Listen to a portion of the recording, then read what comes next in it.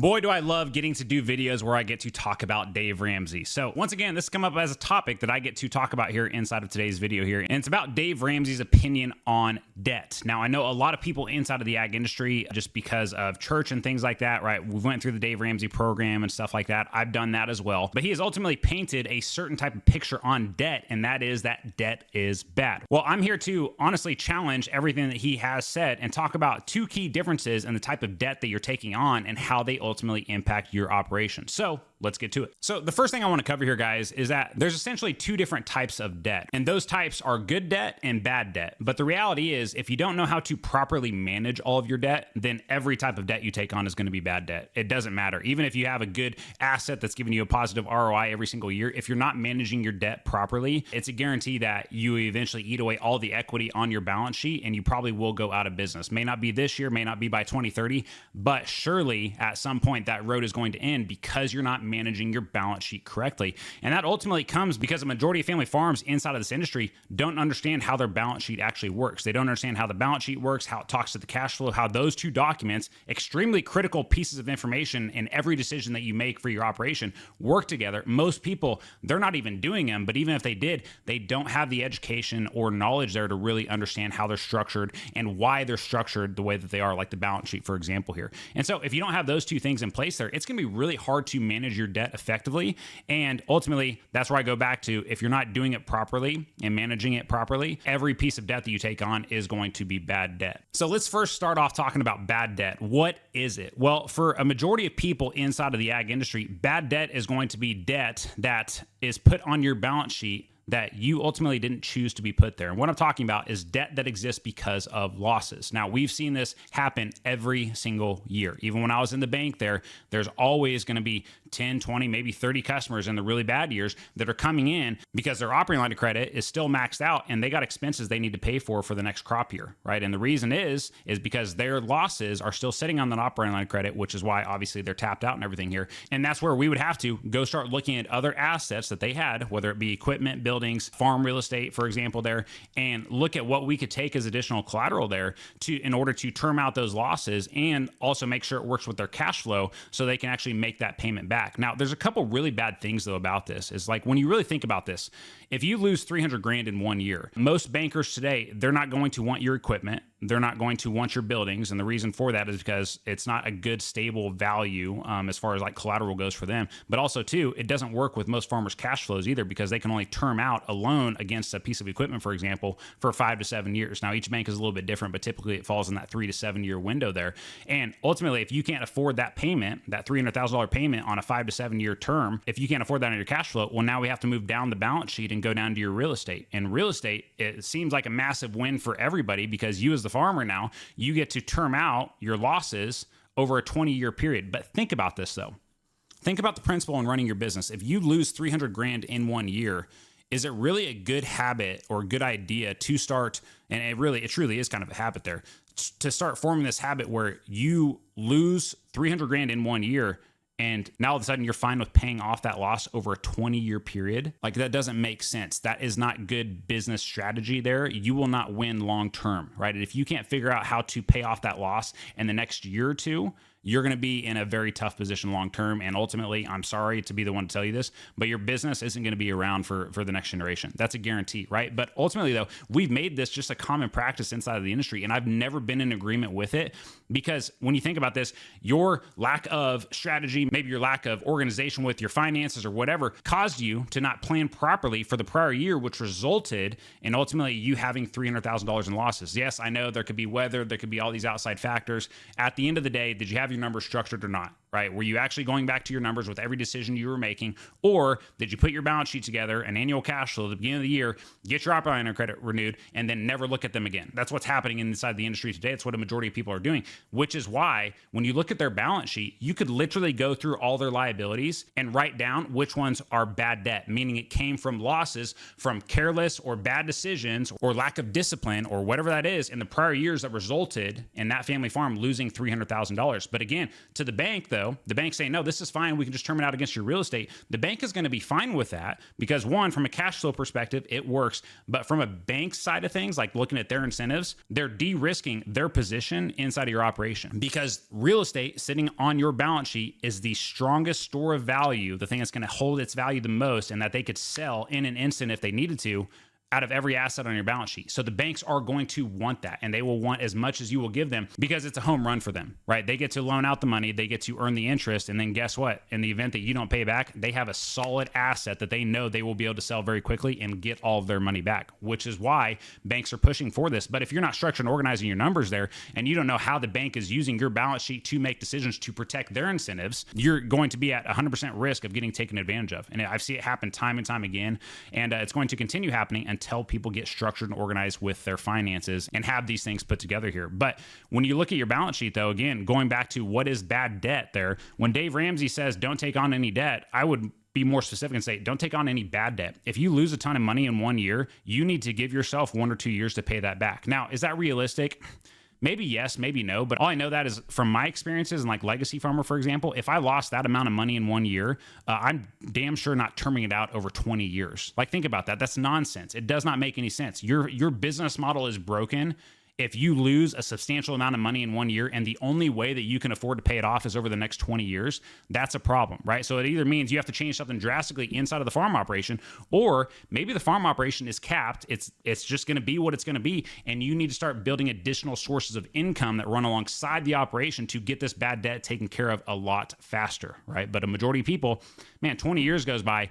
After 5 or 4, you don't even remember what that debt was. You have $500,000 against your real estate on your balance sheet. I don't even remember what that was because so many things happen there, right? And that's the problem with it is you just forget about it. You don't think about it anymore, and you just go on, living your life and taking on more and more debt there. So that bad debt that doesn't produce a positive ROI, that literally is on your balance sheet because of poor decisions or losses that you've had in prior years, that's the debt that we want to avoid. But if you do have it, which I know most people are going to, make sure you have a very strategic and disciplined plan to getting it paid off as soon as possible. Now, the last piece of bad debt on your balance sheet is going to be that debt that you took on because you let emotions drive your decisions there, right? So maybe it's a 0% financing on a big piece of equipment there. You knew you didn't need it, but you wanted it, and they kind of baited you into it with that 0% talk there. I've seen those types of decisions wreck family farm operations and honestly send some of them out of business, but most cases, it sets the farm operation back 5 or 10 years because now they have this big piece of equipment that they don't technically need,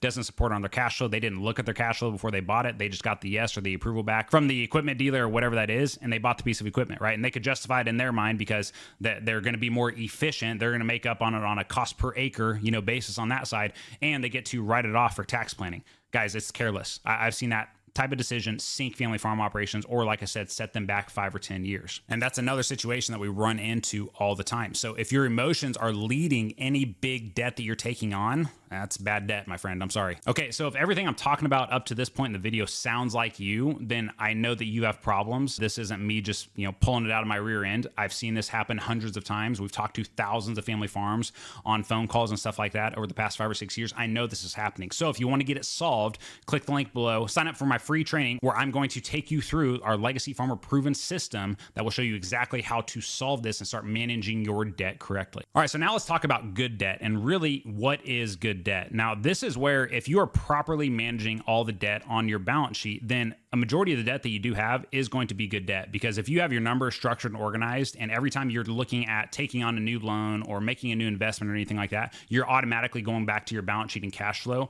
and putting in those scenarios and seeing how, okay, if I take on this asset, what will my liability be? What will the payment be? How is that going to impact my cash flow? What can I expect the bank to think of this decision?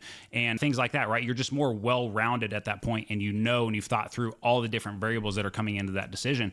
Whereas like this type of debt, we have those operators inside a Legacy Farmer where I'm like, yeah, borrow whatever you want, because that person has a disciplined approach to all the debt that they're taking on. They know it's going to generate an ROI, a positive ROI, but also too, they're not being careless with it. And the thing is, there's a massive difference between the people that take on bad debt versus those that take on good debt. And really the one thing it goes back to is timing.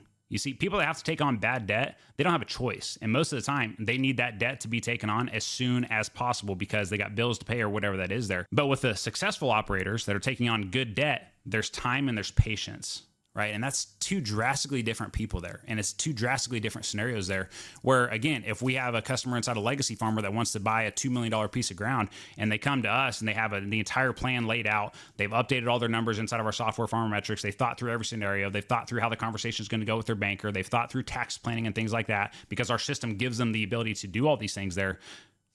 What else is there to talk about? They've done all the due diligence that they needed to on that decision there. And honestly, they're managing and running their business the way that you should be running it, right? You should be calculated, you should be strategic, and every piece of debt that you have on your balance sheet, you should be able to put good debt next to it, right? There should be a sound strategy there, and it should be planned for as well. And the ones that aren't planned for, that's where we want even more time and space and patience with those decisions there. Because if it's not in your game plan for 2025 or 2026 or whatever that is there, then is it really the right thing for you to do? Now I get, we'll have these one-off opportunities that come up and things like that. And sometimes those opportunities will come up. And the thing is with the successful operators that take on good debt, that manage their balance sheet the right way and are patient with these decisions, what's funny is they always get the best opportunities. And the thing is when those opportunities come up, all the stars align there. Like, deep in your gut, like, hey, I earned this through being patient, through being strategic, through being disciplined over the past 5 or 10 years of building this business.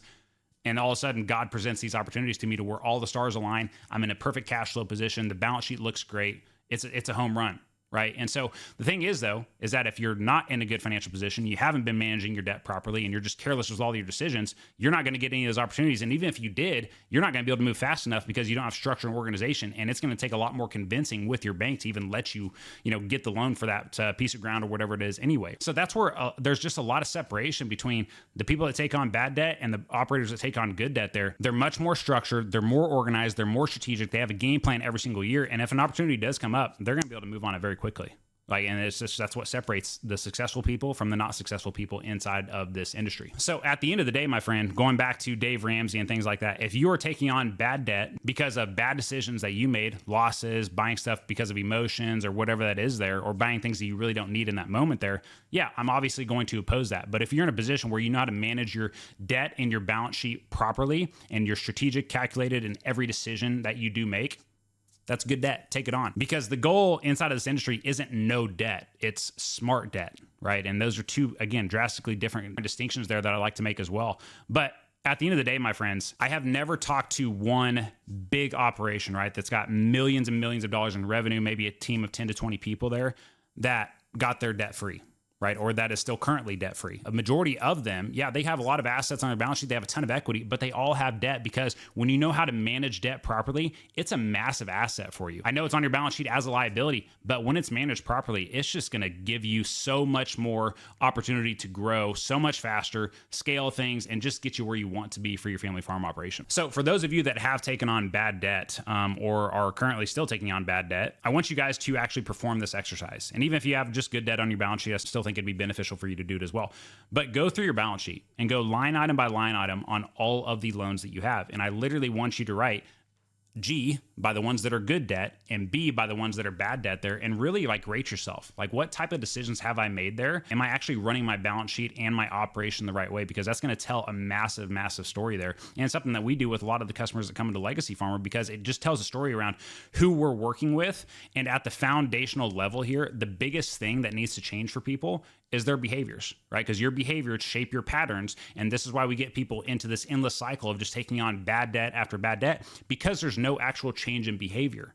And so at the foundational level, that's what we need to change. And that starts, and we've proven this, with getting your numbers structured and organized and having a completely different viewpoint on your operation as a whole. And once we have those pieces in place there, every financial decision or new loan that you're looking to take out in the future, we don't just go pull the trigger on it right away or go see what our banker thinks about it. We go back to the numbers, right? We're changing behaviors and changing patterns there, which is ultimately going to change the future of your operation forever if you just change how you operate it. You know what I mean? And so this is one of the big focus points here, and really at a foundational level, what we're doing with our members inside of Legacy Farmer. So my friends, I hope you enjoyed today's video. I hope it was valuable for you and that you took away some things from this. I would encourage you to go through and perform the exercise that I talked about, going through your balance sheet and going through all your liabilities line by line, and and putting a G or a B by the good or bad ones, just to give yourself the bird's eye view into how you've been running the operation. And ultimately, if you have a lot of bad debt on your balance sheet, or you don't even have your balance sheet put together and you don't know how to do that, then click the link below this video. It's going to lead you to a free training where I show you the legacy farmer proven system that we've built over the years working with 400 plus family farm operations from across the country. So click the link below this video and I'll see you in the free training.